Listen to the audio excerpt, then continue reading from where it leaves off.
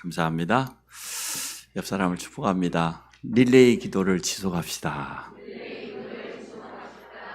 한 번 더 축복할까요? 릴레이 기도를 매일 합시다.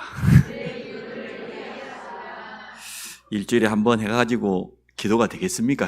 훈련이. 그래서 매일 하시기 바랍니다. 매일 한 번씩은 해야 이게 기도 훈련이 되어지고 체질이 될 줄로 믿습니다. 또 지난 한 주간 재직 특세를 할 수 있도록 은혜 주셔서 너무나 감사합니다. 모든 성도들은 기도할 수 있고 또 응답 받을 수 있습니다. 근데 한번 기도를 깊이 생각해 보면 응답받기 위해서 기도합니까? 그게 맞는 겁니까? 물론 응답받기 위해서 기도해야 됩니다. 사실은 기도 자체가 행복해야 돼. 기도 자체가 누림이 돼야지 내가 응답받기 위해서 기도한다 이렇게 하면 기도가 힘들어요. 근데 기도 때 하나님의 말씀이 내게 답이 되고 묵상이 되고 힘이 되고 믿어지고 확신이 되고 이게 기도의 행복이거든요. 우리는 말씀을 들으는 기도잖아요. 우리 주님이 마태복음 6장에 뭐라고 했습니까? 무엇을 먹을까 입을까 마실까 그런 기도하지 마라. 그런 응답 받으려고 기도하지 마라. 그거는 이방인들 하나님 모르는 사람들이 기도하는 거고 너희는 먼저 그의 나라 그의 의를 구하면 나머지 모든 것 다 더해 주시겠다. 그의 나라와 그의 의를 구하라는 거예요. 하나님이 우리에게 약속하신 그 말씀 그 언약 그거 가지고 기도하라는 거예요. 복음 누리는 그런 기도하라는 겁니다. 정말로 말씀을 누리는 그런 기도하라는 거죠. 물론 처음에 세 가족이 무엇을 먹을까 입을까 마실까 의식주를 놓고 기도해야 됩니다. 자기 앞에 있는 문제 가지고 기도해서 응답 받아야 됩니다. 그러나 진짜 기도를 아는 사람은 달라져요. 기도 자체가 행복이요. 기도 자체가 하나님을 만나는 시간이야. 기도 자체가 내 삶의 누림이 그래야 지속할 수 있죠. 어쨌든 매일 한 번은 하시기 바랍니다. 릴레이 기도의 지기회가 월화수목금 이렇게 하루씩 나눠서 일주일에 한 번만 하는 그것도 정식 기도입니다만은 그렇게 하면 기도 체질이 되기 어려워요. 정말로 기도 훈련이 되려고 하면 매일 한 번씩은 해야 돼요. 한국 교회만 가지고 있는 특별한 게 새벽기도 아닙니까? 새벽기도 성경에 없습니다. 정확히 말씀드리면 우리 지금 마가복음 1장 30절 새벽 미명에 기도했다면 매일 새벽기도 한 건 아니에요. 그죠? 교회사에도 없습니다. 한국 교회의 열심과 특심이 만들어낸 한국 교회만 가지고 있는 특징이에요. 물론 아프리카 교회에서도 새벽기도 한다고 해요. 특별한 교회들. 중국의 지하교회에서도 한다고 해요. 저 브라질을 비롯한 남미 교회에서도 새벽기도 하는 교회 있습니다. 한국 사람의 해외에 또 교회 나가서 세우면 새벽기도 하겠죠. 참 좋은 거예요. 1907년에 평양 장대현 교회 길선조 목사님이 제일 먼저 회개기도를 시작했다고 하는데 결국은 평양 대부흥 운동이 일어나는 시작이 되어졌죠.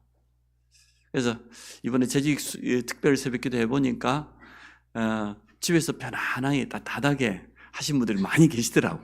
제가 새벽기도 마치면 들어가보면 벌써 한 30명, 40명 들어와 있어요. 잘하셨어요.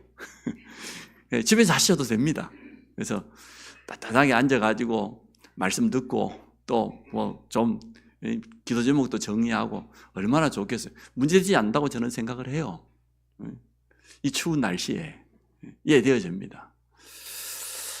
그러나 행복해야 지속할 수 있습니다.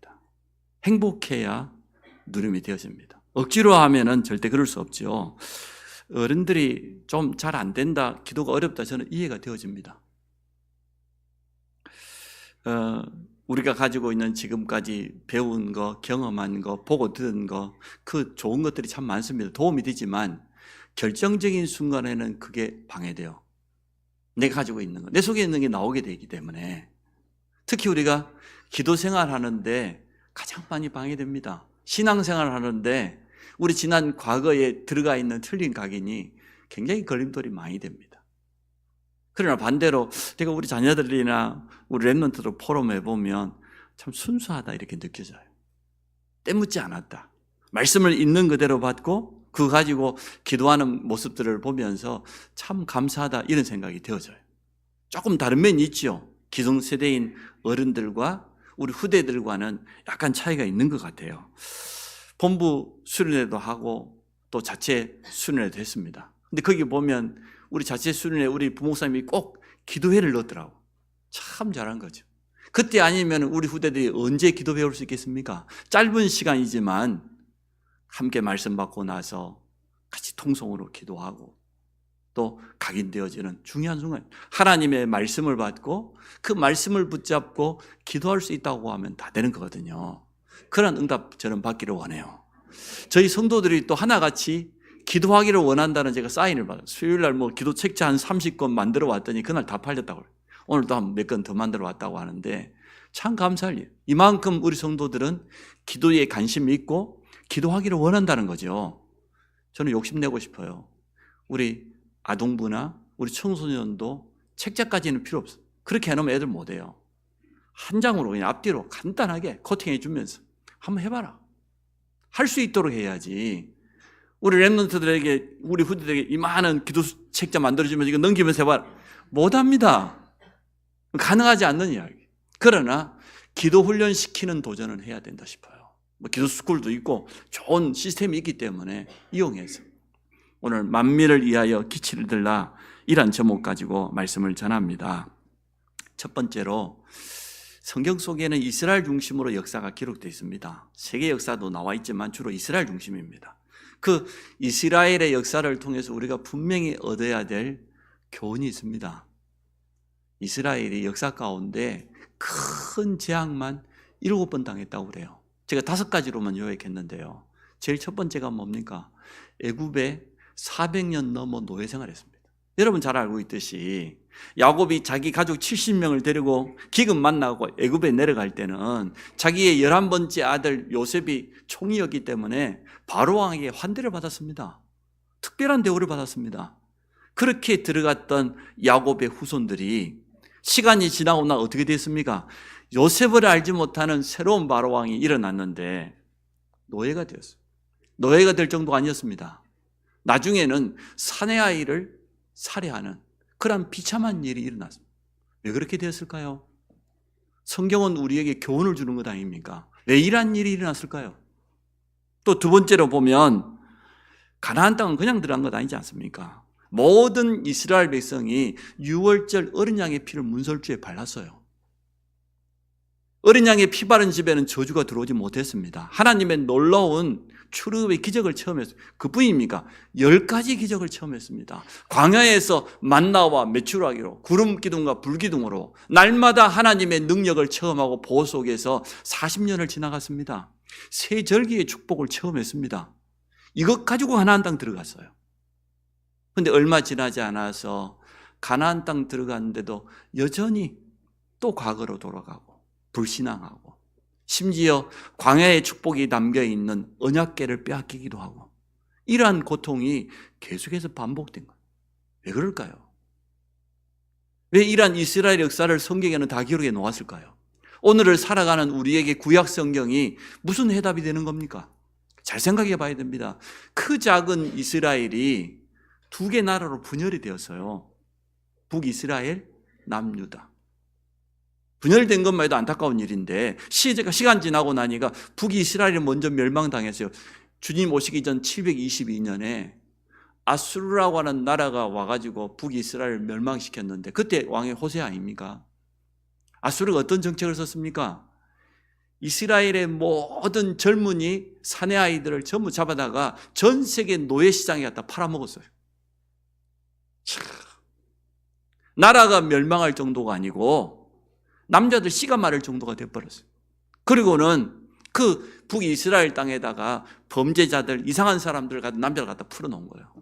이래가지고 북이스라엘이 이제 혼합 민족이 돼버려요. 그래서 남유다 사람들이, 정통 유대인들은 사마리아, 그 북이스라엘 수도거든요.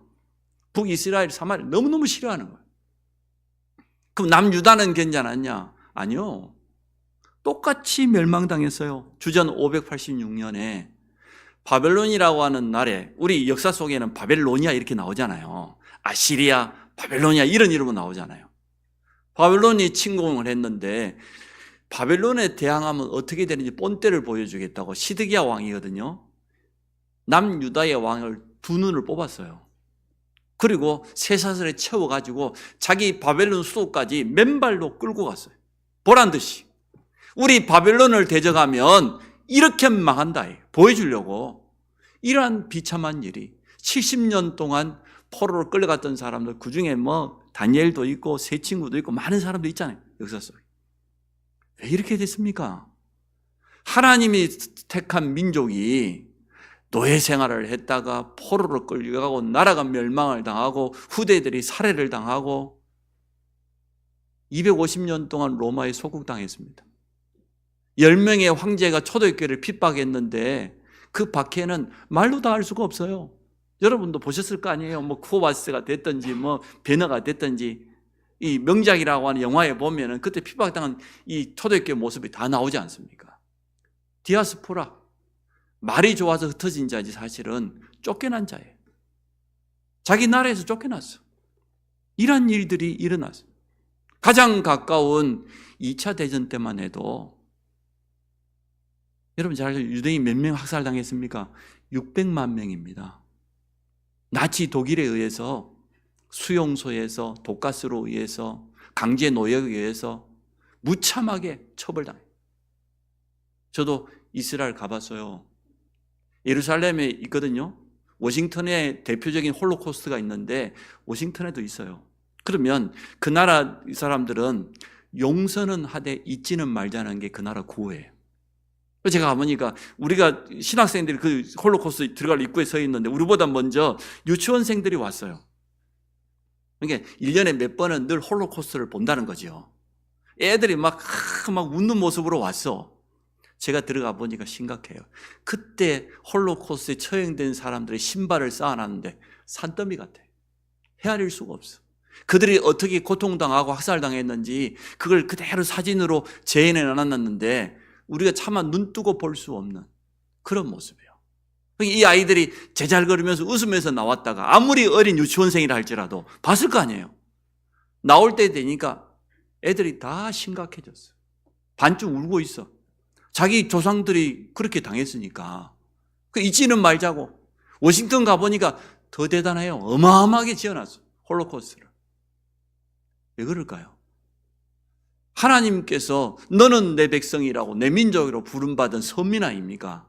그러한 이스라엘 민족이 역사 가운데 왜 이렇게 비참한 재앙을, 전쟁을, 고통을 계속해서 당했을까요? 거기에 대한 답을 내야 안 되겠습니까? 하나님이 아브라함을 이스라엘 민족의 조상으로 불렀습니다. 그때 주신 말씀입니다. 너는 복의 근원이다. 너로 말미암아 모든 민족이 복을 받게 될 것이다. 쉽게 말하면 세계 선교의 사상을 준 겁니다. 전 세계를 복음을 전해야 되겠는데 그중에 제일 먼저 택한 민족이 이스라엘 민족이에요. 유대인이에요. 그러니까 선민이에요. 선택된 민족. 그러나 선택된 목적은 뭐냐? 이스라엘만 구원하시기 위해서가 아니고 이스라엘을 통해서 전 세계 모든 민족을 구원하시기를 원해요. 근데 이스라엘은 반대로 깨달았어요. 우리만 선택받았다.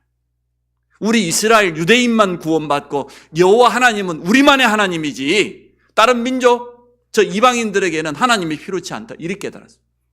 그래서 하나님이 못 깨닫는 이스라엘을 노예로 집어넣었다가 포로로 집어넣었다가 학살을 당하기도 하고 나라를 빼앗기도 하고 쫓겨나기도 하고 오늘 우리에게 주는 교훈입니다. 오늘 만민이라고 했는데 만민을 향하여서 기치를 들으라, 깃발을 들으라 하면 복음의 깃발을 들으라 그 말인데 우리가 서론을 생각해 봐야 돼요. 성경은 우리에게 언제나 교훈이 된다고 그랬거든요. 디모데후서 3장에도 보니까 네 자녀에게 부지런히 가르쳐라. 교훈과 책망과 바르게 살도록 온전하 이지도록 그 정도입니까? 로마서 15장 4절에 보니까 무엇인지 전에 기록된 것은 우리의 교훈을 위하여인 것이고 고린도서 10장 6절 11절에 보니까 이런 일은 우리에게 거울이 된다. 본이 된다. 이리 말하는 거예요. 여러분 답내야 돼요. 우리도 아브라함의 후손입니다. 영적으로. 지금 유대인만 아브라함의 후손이 아니고 예수 그리스도로 말미암아 구원받는 우리가 영적으로 아브라함의 후손이에요. 우리에게도 세계 선교의 사명이 그대로 전달된 겁니다. 이것을 놓쳐버린 이스라엘의 과거 역사가 고통과 말할 수 없는 비참한 역사였어요. 우리도 마찬가지입니다. 나 혼자 신앙생활 잘하는 것도 중요하지만 우리가 전도와 선교의 사명을 놓쳐버리면 이스라엘의 역사와 똑같이 돼요. 성경은 우리에게 교훈으로, 본으로, 모델로, 거울로 준 것 아닙니까? 그래서 우리는 오늘 답을 내는 그런 시간 되기를 간절히 원합니다. 사실 유대인만큼 뛰어난 민족이 어디 있습니까? 지금도 노벨상 3분의 1을 가져간 것뿐만 아니라 전 세계 정치, 경제, 교육, 사회 모든 분야에 다 영향을 줍니다. 미국에서 유대인들의 정기적인 모임이 있어요. 그 자리에 상원 의원, 하원 의원, 대통령이 못 가면 특사를 대신 보내요. 그 자리에 가지 않으면 상원, 하원은 될 수 없어요. 그 정도 유대인들의 영향력이 막강합니다. 그런데 불구하고 지금도 가장 복음을 가로막고 있는 민족이 누구냐? 유대인. 정통 유대인들은, 유대교는 예수를 그리스도로 믿지 않습니다. 예수를 하나님으로 인정하지 않습니다. 예수를 우리의 구원자로 믿지 않습니다. 지금도 그들은 기다리고 있습니다. 우리의 구원자 참 메시아가 오셨는데 그들은 안 왔다는 거예요. 아직도 기다려야 된다는 거예요. 자기들만이 원하는 메시아는 우리가 생각하는 구원자하고 달라요. 유대인만을 위한 메시아예요. 우리 유대인들을 전 세계 열방 가운데 가장 최고의 민족으로 그런 영웅적인 메시아를 지금도 기다려요. 다윗처럼 우리나라를 강하게 만들고 이런 메시아를 기다려요. 하나님이 약속하신 그 메시아가 아니에요. 그러니까 유대인들이 지금도 어려움 속에, 지금도 전쟁하고 있잖아요. 지금도 하마스가 됐던 팔레스타인이 됐던 끊임없이 1948년에 거의 2000년 만에 나라를 회복했는데 그 뒤로 지금도 끊임없이 전쟁 중입니다. 이유를 모릅니다. 자기 나라가 왜 저렇게 고통당하는지. 성경에는 분명히 밝히고 있습니다. 오늘 우리가 이 사명을 회복하는 날 되기를 바랍니다. 그러면 두 번째로, 하나님 우리를 전도자로 부르셨습니다. 오늘 만민에게 가서 기치를 들라고 해요. 만민이 누굽니까? 모든 민족 아닙니까? 우리 주님이 부활하신 이후에 남긴 메시지, 부활 메시지에 보면 특징이 뭡니까? 하나같이 만민이에요. 마태복음 28장에도 보니까 모든 민족으로 제자를 삼아라. 아예 마가복음 16장에 보니까 만민에게 복음을 전파해라. 똑같은 내용이죠. 천하 만민에게 가서 복음 전해라. 내가 세상 끝날까지 함께 하겠다. 내 이름으로 가라. 병든 자에게 손을 얹어 나을 것이다. 귀신을 쫓아내고 흑암이 무너지는 그런 역사가 일어날 거다. 사도행전 1장 8절에도 보니까 예루살렘, 온 유대, 사마리아를 뛰어넘어가지고 땅끝까지 가라. 왜? 유대인들은 초대교회조차도 예루살렘을 벗어나지 못했어요. 유대 땅을 벗어나지 못해. 사마리아도 안 갔다니까. 그래서 빌립 집사가 사마리아에 가서 처음으로 복음 전한 것 아닙니까? 사도가 가서 전한 거 아닙니다. 평신도 집사님이 가서 전했어요. 사도들이 못 기다리니까. 주님께 3년 공생의 기간 동안 직접 훈련받은 사도들조차도 아직도 구약의 그 선민 사상이 그대로 남아 있었어요. 유대인들이 회개하고 돌아왔는데 뭐라고 합니까? 할례 받아야 구원받는데 예수 믿어야 구원받지. 할례가 어떻게 구원을 줍니까? 이처럼 초대교회조차도 깨닫지를 못했어요. 근데 우리 주님 부활 메시지 모든 특징은 만민에게 가라. 모든 민족, 모든 족속에게 가라. 땅끝까지 가라는 거예요. 거기가 만민입니다. 만민을 위하여 오늘 기치를 들라고 했습니다. 그 기치가 뭡니까? 복음의 깃발을 들라고 말이죠. 자, 우리 62장을 펼치니까 그 앞에 한 절만 같이 한번 봅시다. 61장 1절, 2절 두 절만 봅시다. 시작. 주 여호와의 영이 내게 내리셨으니 이는 여호와께서 내게 기름을 부으사 가난한 자에게 아름다운 소식을 전하게 하려 하심이라. 나를 보내사 마음이 상한 자를 고치며 포로된 자에게 자유를, 갇힌 자에게 노임을 선포하며 여호와의 은혜의 해와 우리 하나님의 보복의 날을 선포하여 모든 슬픈 자를 위로하되. 그 밑에 보니까 제 대신 화관을, 이게 깃발이요. 만민에게 가서 비춰야 될 복음의 깃발이 뭐냐? 오늘 이 유대 민족이 지금 바벨론에 70년 동안 포로되었다가 회복될 그 내용을 예언하는 내용인데, 근데 그 내용을 보면 하나같이 복음이에요. 얼마나 정확합니까? 여호와께서 내게 기름을 부었대. 뭐 하려고요?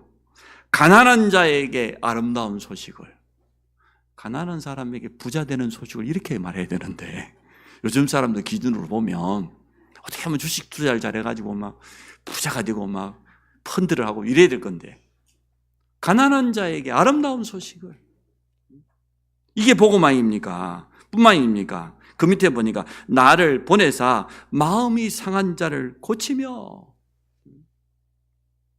포로된 자에게 자유를, 갇힌 자에게 노임을. 우리 거의 그렇잖아요. 우리 생각 속에 갇혀 있고 상처 속에 갇혀 있고 과거 속에 갇혀 있고. 이게 복음이요. 슬픈 자에게 가서 위로를 해주라. 이게 살리는 복음 아닙니까? 이 깃발을 들으라는 겁니다. 복음은 뭡니까? 이런 겁니다. 아무리 경제적으로 육신적으로 가난한 사람이라 할지라도 복음 들어가면 영이 힘을 얻으면 나머지 부분은 다 살아날 줄로 믿습니다. 사랑하는 자여, 네 영혼이 잘 되면 범사가 잘 되고 육신도 강건해진다고 그랬잖아요. 영적으로 힘 얻으면 질병이 찾아와도 문제 안 돼요. 혹시나 내게 불치병이 있다 할지라도 그건 문제되지 않습니다. 바울도 일평생 동안 불치병 가지고 있었습니다. 그러나 사역하는데 아무 문제되지 않았습니다. 갇힌 자에게 포로된 자를 자유케 하는, 운명과 세상 풍속 사주팔자에 매여가지고 불신자들이 벌벌 떨고 살아요. 봄다가 온다고 뭐 입춘대길인가 뭔가 써가지고 대문에다 붙여놓고, 어떤 사람은 요즘 대문보다 현관문이 현관 쪽에 양쪽에 두 개 이렇게 붙여놨더라고. 세상 사람들이 그렇게 매여 살아요. 아니, 어제 결혼 예배를 했는데 불신자들은 결혼식 한 번만 해도 그냥 합니까? 어디 가서 물어보고 궁합 보고 날짜 보고 이러잖아요. 얼마나 지금 매여 있는 겁니까? 세상 풍속에, 지난 과거의 그 저주 재앙에 포로되어 있어요. 그 사람을 자유케 하는 게 복음인 줄로 믿습니다. 어둠과 캄캄한 가운데 매여 있는 자들에게 빛의 복음을 가서 말해줘라. 해답을 가서 말해주라고 말이에요. 쉽게 말하면. 보는 자마다 이 빛을 보고 돌아올 수 있도록 우리 지역 전체를 바라보고 전도 계획을 세우기를 원합니다. 우리 6개 지교회가 있는데 우리 지교회 사역자를 중심으로 한번 이제 성도들이 내놓은 기도 제목을 보니까 참 감사하더라고요. 이거 가지고 기도하면서 우리 지역 전체에 복음이 들어갈 수 있도록, 또 내 주위에 갈급한 영혼들이 주께로 돌아올 수 있도록 이런 응답 받기를 원합니다. 2차 임직식이 이제 2달 후에 진행될 건데 많은 중직자를 이번에 세웁니다. 왜 세운다고 생각합니까? 전도 선교 때문이에요. 우리 후대 때문에 세우는 겁니다. 다른 목적 없습니다. 정말 우리 교회가 해야 될 것은 전도 선교와 후대를 제자로 키우는 일밖에 없기 때문에 이것 때문에 중직자를 세우는 겁니다. 백성이 올 길을 닦으라 그랬어요. 그것도 큰 길, 대로라 그러지요. 대로 중에 대로가 뭡니까? 3가지 뜰입니다. 이방인들이 와서 복음 받을 수 있도록, 또 정말로 모든 사람이 다 치유되는 게 하나님의 뜻은 아니지만, 그러나 영적인 문제로 고통당한 사람들이 복음 받고 치유되고 회복되는 기도의 뜰, 우리 후대들에게 메시지가 전달되고 올바로 기도 훈련시킬 수 있는 후대의 뜰, 이게 성경 속에 있어요. 우리 주님이 가장 화내신 내용이 뭡니까? 성경에 보니 욕까지 했어요. 우리 주님이 이방인들이 와서 예배드리고 하나님께 경배해야 될 그 장소를 유대인들이 얼마나 선민 사상을 잘못 깨달았는지 이방인들은 예배드릴 필요 없다는 거죠. 거기에서 뭐 했습니까? 장사했습니다. 중심은 좋아요. 하나님께 헌금을 드리는데 헌돈을 이렇게 꼬깃꼬깃하고 드리면 되냐? 우리가 새 돈으로 바꿔줄게. 근데 수수료는 내야 돼. 또 양을 잡아갖고 피해배 드려야 되는데 흠이 있고 막 더러운 똥 묻은 그런 양 갖고 하면 안 되지. 점이 막 박혀있고 막 깨끗한 흰 양 우리가 준비해 놓을게. 여기서 사. 그 장소가 어딥니까? 이방인의 뜰입니다. 저 이방인들이 와서 하나님을 만나고 하나님께 예배드릴 그 장소를 장사하는 장소로, 제사장들이 스스로를 착복하는 그런 장소로 그림 만들었어요. 우리 주님이 상을 뒤엎었잖아요. 채찍질을 하고 욕을 하면서 다 쫓아냈어. 얼마나 주님이 화가 났던지.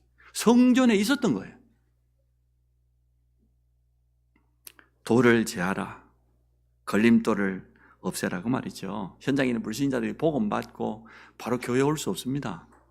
이 사람에게 말씀이 들어가고 믿음이 생기고 기도 응답 받을 수 있도록 만들어서 스스로 교회 올 수 있도록 만들어야 되죠. 그 불신자가 교회 오려고 하면 걸림돌이 한두 가지가 아닙니다. 불신 며느리가 교회 오려고 와요. 자기 집에는 지금 시부모들 있지, 조상제사 지내지, 우상숭배하지. 얼마나 많습니까? 한두 가지가 아닙니다. 그래서 이러한 걸림돌들을 제주라는 거죠. 자, 세 번째, 오늘 사명을 회복하기를 원합니다. 베드로전서 1장 9절에 보니까 우리 믿음의 결국은 결국 영혼 구원에 있다고 그랬어요. 내 자신이 신앙생활 잘하는 거 참 중요합니다.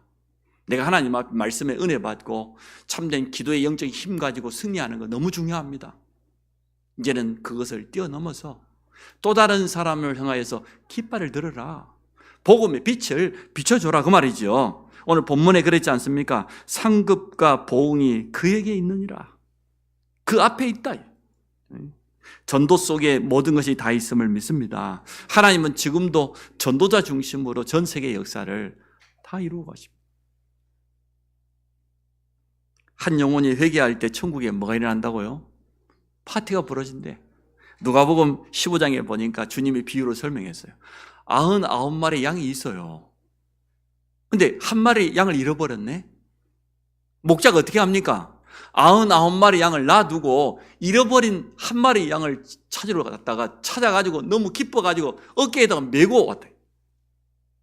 99마리 양은 이미 구원받은 성도고, 즉 이제 구원받지 못한 잃어버린 양 말이야. 복음 듣지 못한 그 한 영혼을 살리기 위해서 목자가 말이요, 어디든지 찾아가서 데려왔다. 그 비유로 설명했지 않습니까? 그만큼 한 영혼이 돌아오는 것을 하나님은 기뻐하실 줄로 믿습니다. 다니엘 12장 3절에 그러죠. 많은 사람을 옳은 대로 돌아오게 하는 자는 하늘의 별과 같이 영원히 빛나게 될 것. 모든 성도 우리 후대되는 현장에 전도 시스템을 세우시기 바랍니다. 일단 여러분이 기도부터 하시면 돼요. 그 현장에서 기도의 행복을 누리고 있으면, 흑암이 무너지면 역사 일어날 것 아닙니까? 다른 거 필요 없습니다. 전도의 방법이 필요치 않아요. 진짜 내가 이 지역, 내가 있는 이 직장 현장 복음화를 위해서 시간 정해놓고 하나님 앞에 기도하고 영적인 싸움한다고 하면 하나님이 문을 여실 줄로 믿습니다. 그게 만민을 위해서 기치를 드는 가장 최고의 방법이에요. 누구나 할 수 있는 거니까. 세상 사람들도 알게 될 것입니다. 너를 일컬어 거룩한 백성이라 구속한 자라 할 것이다. 구별된 백성이에요. 거룩한 백성이다. 그 말은 세상 사람들이 두려워하는 재앙과 저주로부터, 지옥 권세로부터 완전 구별된.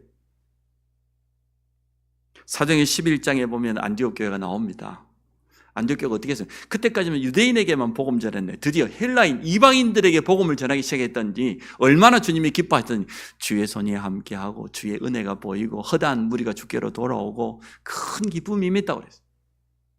그랬더니 사도행전 12장 26절에 불신자들이 처음으로 안디옥 교회 성도를 향하여서 그리스도인이라 이렇게 칭했다고 그랬어요. 불신자도 보고 알게 되어져요. 세상 사람들도 보고 알게 되어지는 그런 역사 일어날 것이다. 찾은 바 된 자요 버림받지 아니한 성읍이라 하리라. 이제 다음 주 구정명절이 다가옵니다. 가장 빨리 응답이 안 되는 게 가정보고마, 가문보고마 그런 것 같아요. 저도 시간이 많이 걸렸어요. 아직도 남아있는 형제도 있어요. 여러분도 아마 그럴 겁니다. 조급하지만 않으면 됩니다. 분명한 언약 붙잡고 여러분 흔들리지만 않으면 됩니다. 주로 이제 남편들이 좀 늦게 들어오지 않습니까? 괜찮습니다. 파수꾼에게는 분명한 사명이 있습니다. 하나님께서 주시는 사명입니다. 만민을 위하여서 기치를 들어라. 복음의 깃발을 들어라. 천한 만민이 이 복음 듣고 돌아올 수 있도록 하나님은 이 사명 가진 성도를 완벽하게 책임질 줄로 믿습니다. 그래서 미래 걱정도 하지 마십시오. 자녀들 걱정도 하지 마십시오. 여러분 건강도, 노후도 걱정하지 마십시오. 사명 가지고 있다고 하면, 사명 없는 분은 걱정하셔야 돼요. 밤낮으로 아이고 뭐 어떻게 먹고 살아야 되지? 쟤들 어떻게 키울까? 응? 내가 이렇게 헌금 다 드려버리면 내 노후가 어떻게 될까? 11조 해가지고 가난해진 사는 사람이 있으면 손 한번 들어봐요. 솔직히 말해봅시다. 11조 안 해가지고 부자 된 사람 있으면 있던가 여러분 주위에 보세요. 있는지. 사명을 회복하는 날 역사가 시작될 줄로 믿습니다. 그래서 다시 한번 말씀드립니다. 우리 성도들은 기도하기를 원해요. 기도의 마음이 있어요. 우리 후대들도 기도 훈련 받아요. 그래서 시간표에 맞게끔 우리가 도와주기를 원합니다. 첫 번째 결론, 자신에게 있는 걸림돌부터 제거해라. 돌을 지하라 그랬잖아요. 대로를, 큰 길을 수축하고 돌을 지하라 그랬는데 내 안에 제일 큰 걸림돌이 있어요. 다른 데 있지 않아요. 사탄이 아무리 방해해도 나만 속지 않으면 됩니다. 주위의 모든 사람이 무슨 말을 해도 나만 불신앙에 빠지지 않으면 되거든요. 여러분, 은혜 받으려고 하고 기도하는데 걸림돌이 있을 것 아닙니까? 그거 영적 싸움 하세요. 첫 번째, 내 안의 걸림돌부터 제거해라. 두 번째, 어떻게 복음 전할까? 기도의 깃발부터 들면 됩니다. 오늘 만민을 위해서 기치를 들라고 했는데 말씀드렸듯이 내가 있는 현장, 내가 있는 직장에 기도의 깃발부터 들어라. 누구나 그 시스템은 세울 수 있으니까 전도 시스템의 첫 번째가 뭡니까? 기도의 깃발을 드는 겁니다.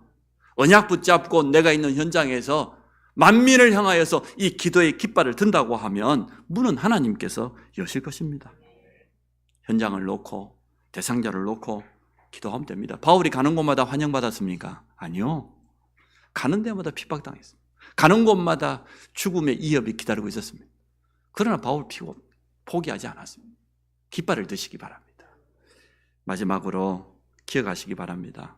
사명자는 하나님이 책임지십니다. 만민을 위하여서 내가 이 깃발을 들어야 했다고 오늘 사명회복하는 날 하나님의 역사가 시작될 줄로 믿습니다. 우리 같이 한번 기도하면, 하나님, 내 안에 있는 걸림돌을 먼저 제거하게 하시고 내가 있는 현장에 기도의 깃발부터 들게 하셔서 사명을 회복하는 날이 되게 하여 주시고 하나님의 역사가 시작되는 그런 축복의 날이 되어줄 수 있도록 우리 결론 3가지 가지고 함께 결단하는 기도하도록 하겠습니다. 하나님, 오늘 말씀을 통하여서 우리 모든 성도들이 정확한 언약을 붙잡기 원합니다. 내 안에 남아있는 모든 걸림돌 제거하는 날이 되게 하여 주옵소서.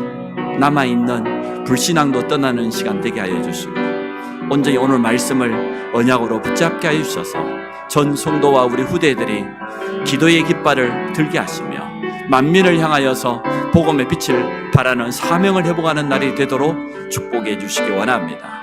사명자의 모든 삶을 책임지시는 하나님의 역사가 시작되는 날이 되도록 축복하여 주옵소서. 예수 그리스도 이름으로 기도합니다.